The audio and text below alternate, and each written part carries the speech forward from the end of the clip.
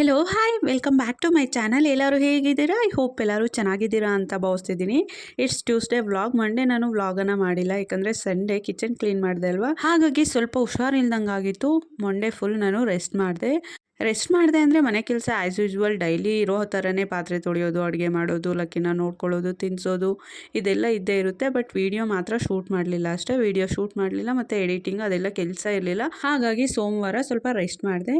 ಇದು ಒಂದು Tuesday vlog. ಈ ವ್ಲಾಗಲ್ಲಿ ನೀವು ನನ್ನ ಮಾರ್ನಿಂಗ್ ಟು ಈವ್ನಿಂಗ್ ರೊಟೀನನ್ನು ನೋಡಬಹುದು. ಸೊ ಮಿಸ್ ಮಾಡದೆ ನೀವು ವ್ಲಾಗನ್ನು ಕೊನೆಯ ತನಕ ನೋಡಿ. ನಿಮ್ಗೆ ಏನಾದರೂ ವಿಡಿಯೋ ಇಷ್ಟ ಆದರೆ ವಿಡಿಯೋಗೆ ಒಂದು ಲೈಕ್ ಕೊಡಿ. ಹಾಗೆ ನನ್ನ ಚಾನಲನ್ನು ಸಬ್ಸ್ಕ್ರೈಬ್ ಮಾಡ್ಕೊಳ್ಳೋದನ್ನು ಮಾತ್ರ ಮರಿಬೇಡಿ. ನನ್ನ ಚಾನಲನ್ನು ಸಬ್ಸ್ಕ್ರೈಬ್ ಮಾಡ್ಕೊಳ್ಳೋ ಮುಖಾಂತರ ನನಗೆ ಸಪೋರ್ಟ್ ಮಾಡ್ತೀರಾ ಅಂತ ಭಾವಿಸ್ತಿದ್ದೀನಿ. ಈಗ ವ್ಲಾಗನ್ನು ಕಂಟಿನ್ಯೂ ಮಾಡೋಣ ಬನ್ನಿ. ಸೊ ಸ್ವಲ್ಪ ಲೇಟಾಗಿ ಎದ್ದೆ ಇವತ್ತು ಕೂಡ, ಯಾಕಂದರೆ ಹುಷಾರಿಲ್ಲ ಅಂತ ಹೇಳೋದ್ನಲ್ವಾ. ಇವತ್ತು ಸಹ ಬಾಡಿ ಅಪ್ಸೆಟ್ ಆಗಿರೋದ್ರಿಂದ ನನಗೆ ಮೈಂಡು ಕೂಡ ಹಾಗೆ ಅನ್ನಿಸ್ತಿದೆ. ಮೈಂಡು ಕೂಡ ಅಪ್ಸೆಟ್ ಆದಂಗೆ ಅನಿಸ್ತಿದೆ. ಅಂದರೆ ಆಕ್ಟಿವ್ ಆಗಿ ಕೆಲಸ ಮಾಡಲಿಕ್ಕೆ ಬೇಕಾಗಿರುವಂತಹ ಎನರ್ಜಿ ಇಲ್ಲ ಅನಿಸ್ತಿದೆ, ಬಿಕಾಸ್ ಆಫ್ ಬೆನ್ನು ನೋವು. ಸಂಡೇ ತುಂಬ ಹೊತ್ತು ನಿಂತ್ಕೊಂಡು ಕಿಚನ್ ಡೀಪ್ ಕ್ಲೀನ್ ಮಾಡ್ಕೊಂಡೆ ಅಲ್ವಾ, ಹಾಗಾಗಿ ನನಗೆ ಸಂಡೇ ಸಂಜೆ ಶುರುವಾಯಿತು ಬೆನ್ನು ನೋವು ಲೈಟಾಗಿ. ಮತ್ತೆ ಸೋಮವಾರ ಕೂಡ ಲೈಟಾಗಿ ನೋವಿತ್ತು. ಹಾಗಾಗಿ ನಾನು ಬಿಸಿ ಬಿಸಿ ನೀರಿಂದ ಸ್ನಾನ ಮಾಡಿಕೊಂಡು ಫುಲ್ ರೆಸ್ಟ್ ಮಾಡಿದೆ. ಸೊ ಸ್ವಲ್ಪ ಬೆಟರ್ ಅನ್ನಿಸ್ತು ಸೋಮವಾರ ಸಂಜೆ. ಮತ್ತು ಬೆಳಗ್ಗೆಯಿಂದ ಲೈಟಾಗಿ ಬೆನ್ನು ನೋವು ಶುರುವಾಗಿದೆ. ಹಾಗಾಗಿ ಇವತ್ತು ಕೂಡ ಸ್ವಲ್ಪ ಬಿಸಿ ನೀರಿಂದ ಸ್ನಾನ ಮಾಡ್ಕೊಂಬಂದೆ.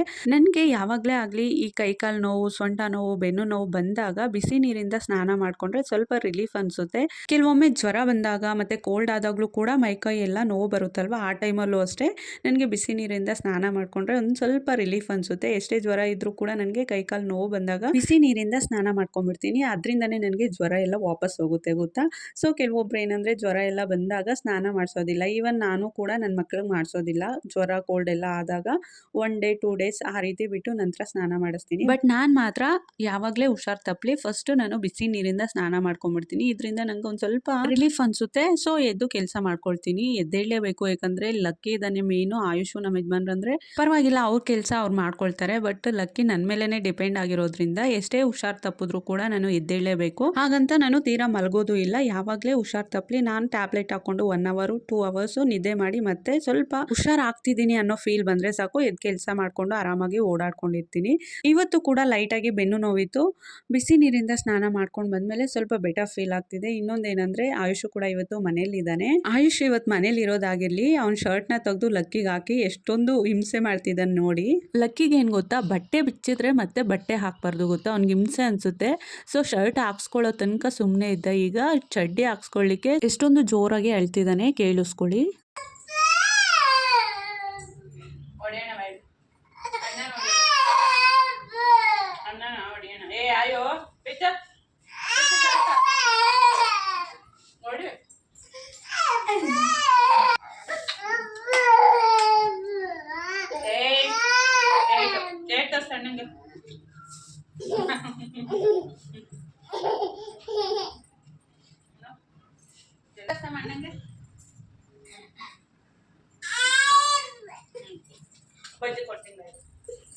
ಬರೀ ಚಡ್ಡಿ ಹಾಕಿರೋದ್ರಿಂದ ನೋಡಿ ಲಕ್ಕಿ ಇಷ್ಟೆಲ್ಲ ಅಳ್ತಿರೋದು. ಸುಮ್ಮನೆ ಅವನಿಗೆ ಬಟ್ಟೆ ಬಿಚ್ಚಿದ್ರೆ ಅದೇನೋ ಬಟ್ಟೆ ಹಾಕ್ಕೊಳ್ಳಿಕ್ಕೆ ಕಷ್ಟ, ಅದರಲ್ಲೂ ಚಡ್ಡಿ ಹಾಕ್ಕೊಳ್ಳಿಕ್ಕೆ ಅಂತೂ ಕಷ್ಟ. ಎಷ್ಟೊಂದು ಹಿಂಸೆ ಮಾಡ್ತಾನೆ ಗೊತ್ತಾ.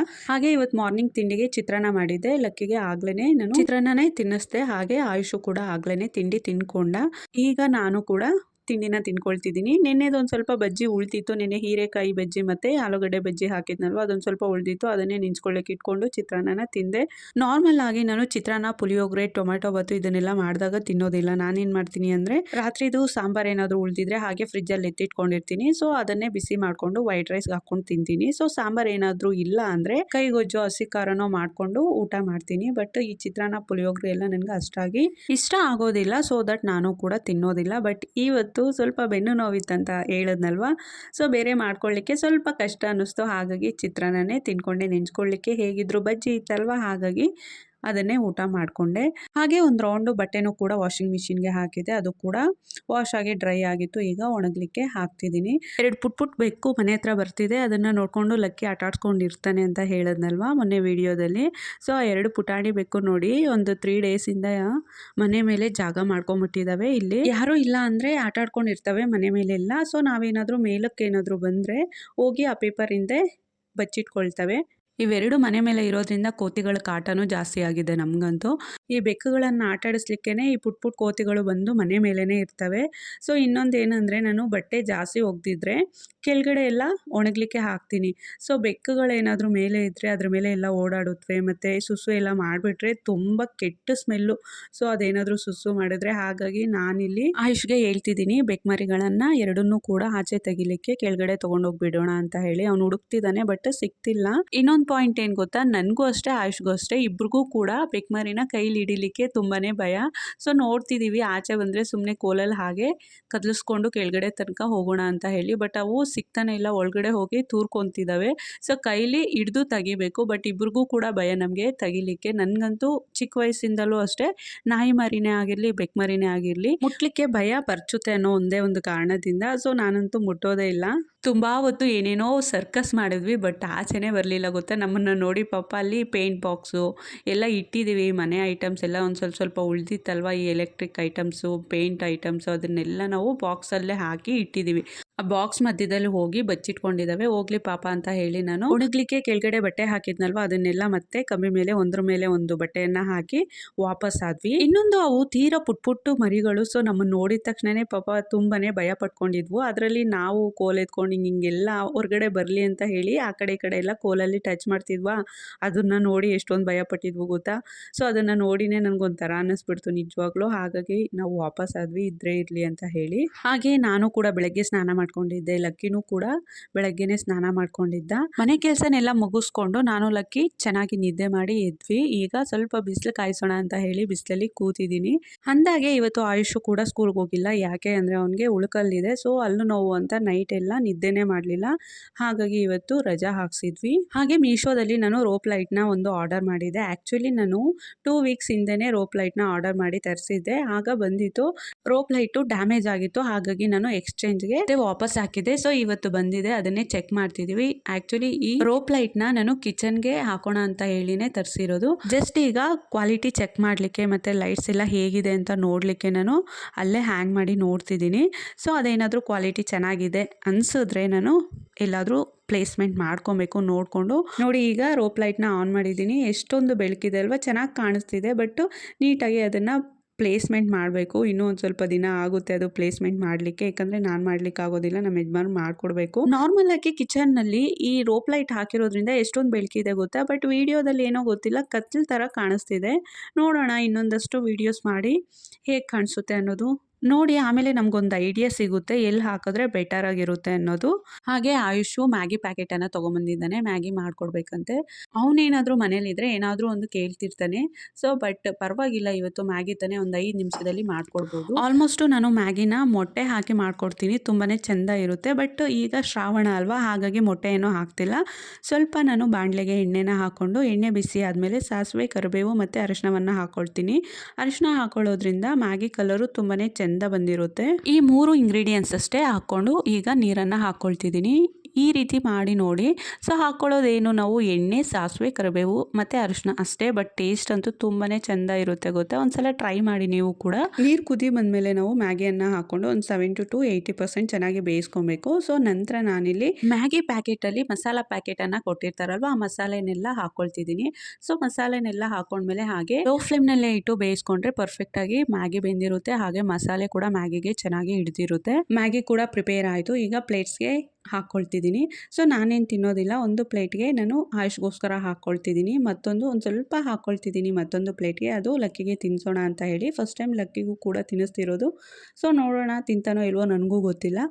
ಧೂಮಪಾನ ಆರೋಗ್ಯಕ್ಕೆ ಹಾನಿಕಾರ ಅನ್ನೋ ಹಾಗೆ ಸೊ ಮ್ಯಾಗಿನೂ ಕೂಡ ಆರೋಗ್ಯಕ್ಕೆ ಹಾನಿಕಾರ, ಜಾಸ್ತಿ ತಿಂದರೆ ಅದರಲ್ಲೂ. ಬಟ್ ನಾವಂತೂ ತೀರಾ ಕಡಿಮೆ ಅಂತಲೇ ಹೇಳ್ಬೋದು. ತೀರಾ ಕಡಿಮೆ ಅಂದರೆ ಒಂದು 3 ಮಂತ್ಸ್ ಆಯ್ತೇನೋ ನಮ್ಮ ಮನೇಲಿ ಮಾಡಿ. ಯಾವಾಗಲಾದರೂ ನೋಡಿ ಆಯುಷು ತಿಂಡಿಗಂತ ದುಡ್ಡು ತೊಗೊಂಡೋಗಿ ಈ ರೀತಿ ಮ್ಯಾಗಿ ತೊಗೊಂಬಂದು ಮಾಡಿಕೊಡು ಮಮ್ಮಿ ಅಂತ ಒಂದು ಸ್ವಲ್ಪ ಪ್ಲೀಸಿಂಗ್ ಮಾಡ್ತಾನೆ. ಹಾಗಾಗಿ ಯಾವಾಗಲೂ 3 ಮಂತ್ಸ್ಗೋ 2 ಮಂತ್ಸ್ಗೋ ಒಂದು ಟೈಮ್ ಮಾಡಿಕೊಡ್ತೀನಿ ಅಷ್ಟೇ. ಲಕ್ಕಿಗೆ ಫಸ್ಟ್ ಟೈಮ್ ಮ್ಯಾಗಿ ತಿನ್ನಿಸ್ದೆ ಅಂತ ಹೇಳಿದ್ನಲ್ವ, ಒಂದು 2-3 ಸ್ಪೂನ್ಸು ಚೆನ್ನಾಗೇ ತಿಂದ. ನಾನೇನು ಇಷ್ಟ ಆಗಿದೆ ಫ್ಲೇವರು ಆ ಟೇಸ್ಟು ಅಂದ್ಕೊಂಡೆ. ಬಟ್ಟು ಒಂದು ಅಪ್ರಾಕ್ಸಿಮೇಟ್ಲಿ ಒಂದು 4 ಸ್ಪೂನ್ಸ್ ಅಷ್ಟೇ ತಿಂದಿದ್ದು, ಮತ್ತೆ ತಿನ್ನಲೇ ಇಲ್ಲ ಗೊತ್ತಾ. ಸೊ ಲಾಸ್ಟ್ ಸ್ಪೂನ್ ಇಟ್ನಲ್ವ, 4ನೇ ಸ್ಪೂನು ಅದನ್ನು ಉಗದೇ ಬಿಟ್ಟ ಗೊತ್ತಾ. ಮತ್ತೆ ಫೋರ್ಸ್ ಮಾಡಿ ಏನು ನಾನು ತಿನ್ನಿಸ್ಲಿಲ್ಲ. Because of that is not a healthy food. So healthy food ಆಗಿದ್ದಿದ್ರೆ ನಾನು ಖಂಡಿತ ಫೋರ್ಸ್ ಮಾಡಿ ತಿನ್ನಿಸ್ತಿದ್ದೆ ಒಂದು ಸ್ವಲ್ಪನಾದರೂ. ನಾನು ಕೂಡ ಮನೇಲಿ ಏನೇ ಒಂದು ರೆಸಿಪಿ ಮಾಡಲಿ ಜಸ್ಟ್ ಲಕ್ಕಿಗೆ ಇಂಟ್ರೊಡ್ಯೂಸ್ ಮಾಡಿಸ್ತೀನಿ ಅಷ್ಟೇ. ಅದ್ರ ಟೇಸ್ಟ್ ಗೊತ್ತಾಗಲಿ, ಓ ಇದು ಮ್ಯಾಗಿ ಅನ್ನೋದು ಅವ್ನಿಗೆ ಗೊತ್ತಾಗಬೇಕಲ್ವ, ಹಾಗಾಗಿ ಟೇಸ್ಟ್ಗೋಸ್ಕರ ಒಂದು ಸ್ವಲ್ಪ ತಿನ್ನಿಸಿದ್ದಷ್ಟೇ. ಹಾಗೆ ಇವತ್ತು ಮಂಗಳವಾರ ಅಲ್ವಾ, ಹಾಗಾಗಿ ದೀಪ ಹಚ್ಚೋಣ ದೇವ್ರಿಗೆ ಅಂತ ಹೇಳಿ ನಾನಿಲ್ಲಿ ದೇವ್ರ ಪಾತ್ರೆನೆಲ್ಲ ತೊಳೆದು ಅರಿಶಿನ ಕುಂಕುಮ ಮತ್ತು ಹೂವನ್ನೆಲ್ಲ ಇಡ್ತಿದ್ದೀನಿ. ಅಂದಾಗೆ ಇವತ್ತು ಫ್ರೈಡೇ ಅಲ್ವಾ, ಹಾಗಾಗಿ ನಾನು ಉಪ್ಪಿನ ದೀಪ ಏನೂ ಹಚ್ಚುತ್ತಿಲ್ಲ. ನಮ್ಮ ಲಕ್ಕಿ ಪುಟಾಣಿ ಅಂತೂ ಎಷ್ಟು ಸೈಲೆಂಟಾಗಿ ಕೂತಿದ್ದ ಗೊತ್ತಾ, ಎಷ್ಟೊಂದು ತೀಟ್ಲೆ ಗೊತ್ತಾ, ಬಟ್ ಅದೇನೋ ಗೊತ್ತಿಲ್ಲ, ಈಗಲಂತೂ ಸಖತ್ ಸೈಲೆಂಟಾಗಿ ಕೂತಿದ್ದಾನೆ. ನಾನು ಫೋಟೋಸ್ ಎಲ್ಲ ಕ್ಲೀನ್ ಮಾಡಿಕೊಂಡು ಫೋಟೋಸ್ಗೆಲ್ಲ ಅರಿಶಿನ ಕುಂಕುಮ ಇಟ್ಟು ಮತ್ತು ದೀಪಕ್ಕೆಲ್ಲ ಅರಿಶಿನ ಕುಂಕುಮ ಇಟ್ಟು ಹೂವನ್ನೆಲ್ಲ ಇಟ್ಟು ಬತ್ತಿನೆಲ್ಲ ಹಾಕ್ತಿದ್ದೀನಿ. ಸೊ ಕೈ ಕಟ್ಕೊಂಡು ಕೂತಿದ್ದಾನೆ. ಏನು ಗೊತ್ತಾ, ನಮ್ಮ ಲಕ್ಕಿಗೆ ಕೈ ಅಂತೂ ಸುಮ್ಮನೆ ಇರೋದಿಲ್ಲ. ಏನಾದರೂ ಒಂದು ತೆಗಿತಿರ್ತಾನೆ, ಏನಾದರೂ ಒಂದು ಬಿಸಾಡ್ತಿರ್ತಾನೆ, ಕೈಯಲ್ಲಿ ಒಟ್ಟಲ್ಲಿ ಏನಾದರೂ ಒಂದು ಇದ್ದೇ ಇರಬೇಕು. ಬಟ್ ಏನೋ ಗೊತ್ತಿಲ್ಲಪ್ಪ, ಸೈಲೆಂಟಾಗಿ ನನ್ನ ತೊಡೆ ಮೇಲೆ ಕೂತ್ಕೊಂಡು ನಾನು ಯಾವ ರೀತಿ ಪೂಜೆ ಮಾಡ್ತಿದ್ದೀನೋ ಅದನ್ನೆಲ್ಲ ನೋಡ್ಕೊಂಡಿದ್ದಾನೆ. ನನ್ನ ಇಬ್ಬರು ಮಕ್ಕಳ ಮೇಲೂ ಕೂಡ ಆ ದೇವರ ಆಶೀರ್ವಾದ ಇರಲಿ ಅಂತ ಕೈ ಮುಗಿತಾ ಆ ದೇವ್ರಿಗೆ ದೀಪ ಹಚ್ಚಿ ಪೂಜೆ ಕೂಡ ಮುಗಿಸ್ದೆ. ಹಾಗೆ ಧೂಪ ಕೂಡ ಹಾಕಿ ಸಾಂಬ್ರಾಣಿ ಕೂಡ ಹಾಕ್ತಿದ್ದೀನಿ. ಬರೀ ಧೂಪ ಹಾಕಿದ್ರೆ ಅಷ್ಟೊಂದು ಸ್ಮೆಲ್ಲು ಬರೋದಿಲ್ಲ. ಸೊ ಧೂಪ ಹಾಕಿದ್ಮೇಲೆ ಒಂದು ಅರ್ಧ ಧೂಪ ಸುಟ್ಟಿರುತ್ತಲ್ವ, ಆ ಟೈಮಲ್ಲಿ ನಾವು ಸಾಂಬ್ರಾಣಿ ಒಂದು ಸ್ವಲ್ಪ ಅದ್ರ ಮೇಲೆ ಉದುರಿಸಿದ್ರೆ ಮನೆಯೆಲ್ಲ ಘಮ್ ಅಂತಿರುತ್ತೆ ಗೊತ್ತಾ, ಒಂಥರ ಪಾಸಿಟಿವ್ ವೈಬ್ಸು, ಪಾಸಿಟಿವ್ ಥಾಟ್ಸು ಮತ್ತು ಡಿವೋಷ್ನಲಿ ಕನೆಕ್ಟ್ ಆಗ್ತೀವಿ ನಾವು. ಇಟ್ಸ್ ಈವ್ನಿಂಗ್, ಈಗ ಸಂಜೆ ಆಗಿದೆ 6:30. ಸೊ ಸಂಜೆ ಅಡುಗೆ ಮಾಡಲಿಕ್ಕೆ ನಾನು ಇಲ್ಲಿ ಸಾಂಬಾರಿಗೆ ಮಸಾಲೆ ರುಬ್ಲಿಕ್ಕೆ ಮಿಕ್ಸಿಗೆಲ್ಲ ಹಾಕ್ಕೊಳ್ತಿದ್ದೀನಿ. ನಾನಿವತ್ತು ಇದ್ಕಿದವರೆ ಬೇಳೆ ಸಾಂಬಾರನ್ನು ಮಾಡ್ತಿದ್ದೀನಿ. ಒಣಗಿರುವಂತಹ ಇದ್ಕಿದವರೆ ಬೇಳೆ ಇತ್ತು ಮನೇಲಿ, ಅದನ್ನು ಹಾಕಿ ಅದ್ರ ಜೊತೆಗೆ ಆಲೂಗಡ್ಡೆ ಮತ್ತು ಬದನೆಕಾಯನ್ನು ಸೇರಿಸಿ ಮಸಾಲೆ ಇಟ್ಟು ಸಾಂಬಾರು ಮಾಡೋಣ ಅಂತ ಹೇಳಿ ಬೇಳೆಯನ್ನು ಹಾಕ್ಕೊಳ್ತಿದ್ದೀನಿ. ಈ ಬಾಕ್ಸಲ್ಲಿ ನಾನು 3/4 ಭಾಗದಷ್ಟು ಬೇಳೆನ ಒಣಗಿಸಿ ಮಾಡಿಟ್ಟಿದ್ದೆ. ನೋಡಿ ಆಲ್ಮೋಸ್ಟು ಇವತ್ತಿಗೆ ಖಾಲಿ ಆಗ್ತಿದೆ ಇದ್ಕಿದವರೆ ಬೇಳೆ. ಸೊ ಇನ್ನು ಅವರೆಕಾಯಿ ಸೀಸನ್ ಬರೋ ತನಕ ಈ ಸಾಂಬಾರ್ ಇಲ್ವೇ ಇಲ್ಲ ಅನ್ಸುತ್ತೆ. ಮಧ್ಯದಲ್ಲಿ ತೋಟದ ಅವರೆಕಾಯಿ ಬಂದರೂ ಬರಬಹುದು, ಗೊತ್ತಿಲ್ಲ. ಸೊ ಬಂದರೆ ನಾನಂತೂ ಮಿಸ್ ಮಾಡ್ದೇನೆ ಅವರೆಕಾಯನ್ನು ತಗೊಂಡು, ಅದು ತೋಟದ್ದೇ ಆಗಿರಲಿ ಹೊಲದ್ದೇ ಆಗಿರಲಿ, ಅವರೆಕಾಯನ್ನು ತಗೊಂಡು ಇದ್ಕಿದವರೆ ಬೇಳೆ ಸಾಂಬಾರನ್ನು ಮಾಡ್ತೀನಿ.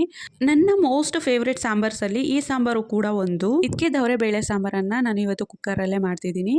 ಇದ್ಕಿದವರೆ ಬೇಳೆ, ಆಲೂಗಡ್ಡೆ, ಬದನೆಕಾಯಿ ಮತ್ತು ಮಸಾಲೆ ಎಲ್ಲ ಸೇರಿಸಿ ಒಂದೆರಡು ವಿಸಿಲ್ ಕೂಗಿಸ್ಕೊಂಡು, ಸೊ ನಂತರ ನಾನು ಒಗ್ಗರಣೆ ಮಾಡಿಕೊಂಡೆ. ಈಗ ಸಾಂಬಾರು ಕೂಡ ರೆಡಿಯಾಗಿದೆ. ಅದ್ರ ಜೊತೆಗೆ ಮುದ್ದೆನೂ ಕೂಡ ಮಾಡ್ಕೊಂಡಿದ್ದೀನಿ.